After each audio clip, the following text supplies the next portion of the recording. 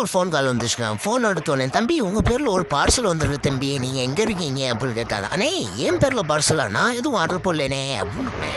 "தம்பி நீங்கள் தானே பாம்புக்குறீங்க, உங்கள் பேர்லாம் தம்பி பார்சல் வந்திருக்கு, வாங்கிட்டு போங்க தம்பி." "அண்ணே நான் அந்த இடத்துல இருக்கேனே." "என்னது அந்த இடத்துல இருக்கீங்களா?" "இல்லைண்ணே மாடியில் இருக்கேனே, ஒரு 2 நிமிஷம் வெயிட் பண்ணுங்கண்ணே, இந்த வரேன்" அப்படின்னு சொல்லிட்டு நான் கடாரனோட வந்து பார்சலை வாங்கிட்டு ஓட்டி இவ்வளோ சொல்லிட்டு பார்சல் சுற்றி முற்றி பார்த்தா, "என்னண்ணே எலி கடிச்ச மாதிரி இருக்கு தம்பி, பிடிச்சா வாங்க இல்லைன்னா ரிட்டர்ன் பண்ணுங்க, சாயங்காலம் நேரத்தில் நீ போட்டு சத்தம் இருக்கக்கூடாது" அப்படின்னு சொல்லிட்டு பார்சலை கொடுத்துட்டு போயிட்டாருங்க. பார்சலை வாங்கிட்டு வீட்டுக்கு வந்துட்டேங்க. இதை ஓப்பன் பண்ணிட்டு மாலா ஓப்பன் பண்ண விட்டு உள்ள காசு எதுவும் இருக்கான்னு பாரு.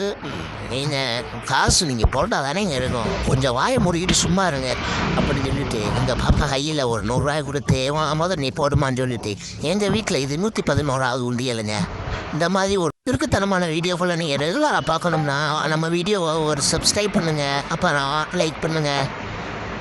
வேறு என்னங்க, நாளைக்கு பார்ப்போம்.